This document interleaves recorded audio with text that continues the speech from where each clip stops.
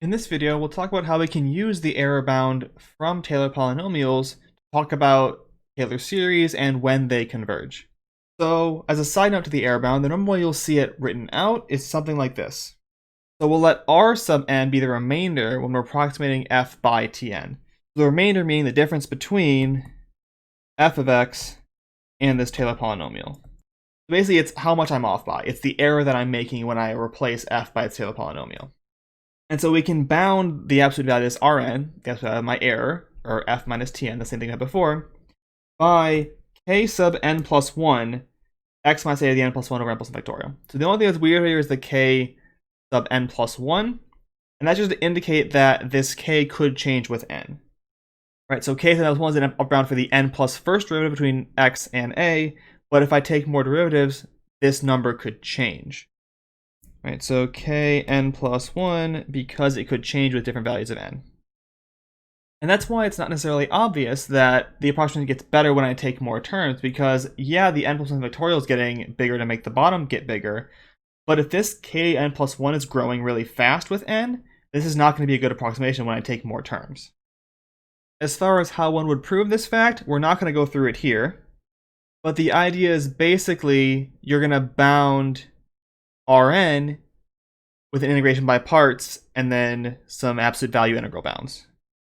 Basically, the point being, I want to take Rn as f minus Tn, integrate by parts enough times so things cancel out, and then I see fn plus 1 showing up, which I can then bound by kn plus 1. That's really how the proof goes.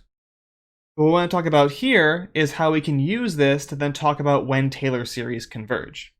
So we had our theorem from Taylor series that said that if we have I being this interval, we assume f is infinitely differentiable in the interval, and we know that there is some constant k that bounds all the derivatives, then the Taylor series converges and equals the function. And the key point here is I have all derivatives bounded by k. I had mentioned before that the fact that this was k sub n plus 1 meant things could go bad if that grew really fast with n. However, if they're all bounded by the same k, this means that kn plus 1 is always the same no matter what n is, which means we're in good shape. And we'll see why it's super helpful here in a second. How would one prove this? Well, the thought is if I'm trying to show that the Taylor series converges to the function, I need to show that my remainder goes to 0. So the idea being that if Tn of x becomes f of x as n goes to infinity, then I must have that Rn of x, this remainder, the difference between these two, goes to 0 as n goes to infinity, and that's a vice versa type thing too. If that goes to 0, then the Taylor series converges to the function. But now what happens? Well, I know that I can bound Rn of x using the error bound for Taylor polynomials. This is bounded by kn plus 1, x minus a to the n plus 1 over n plus 1 factorial. But we have the additional condition that all of my derivatives uniformly are bounded by the same k. Which means instead of this kn plus 1 here, I can just write a. And that's super important because now what happens as n goes to infinity here? What we see is that the numerator is just multiples of the same number, x minus a. So basically this, now I want to look at the limit as n goes to infinity of Rn of x, which I know I can bound by the limit as n goes to infinity of k, x minus a to the n plus 1 over n plus 1 factorial.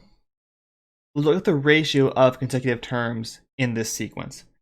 So if I divide, now we're not doing the ratio test here, but just to see what happens, let me divide the n plus 1 term by the nth term.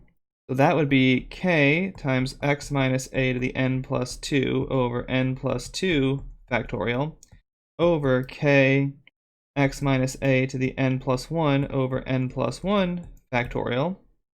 And if I simplify this out, this becomes x minus a over n plus 2. Now what happens to this as n goes to infinity? Well, this goes to 0 because x minus a is a fixed number. What does that mean? Well, it means the ratio of my consecutive terms is getting smaller and smaller and smaller, which means to go from one term to the next, I'm multiplying by smaller and smaller numbers. the only way that can work is if this limit here goes to 0. There is a more drawn out proof of that fact by just looking at the fact that the limit as n goes to infinity of any r to the n over n factorial is always 0 for any r, and it goes through a squeeze theorem argument. But the point here is because x minus a is a fixed number and my denominator is getting bigger and bigger and bigger with every step, this drives the whole thing down to 0. In addition, you could use ratio test, because this here tells me the series of these guys would converge. But if the series converges, the term must go to 0 by the nth term divergence test. That would also be another way to tell you this has to go to 0. Therefore, my limit here is 0, which means my Taylor series converges to the function. So that's the idea of this error bound and what you can do with it. The main thing you can do with it is A, show how close you're going to get to a given function with a given approximation, or B, use it to prove that Taylor series will converge to the function in certain cases. And that last one is super important when we're doing things with things like sine and cosine. We'll talk about that their Taylor series converge, and I can approximate them as well as I want using these polynomials, or whatever degree that I want to use to get the certain approximation that I care about.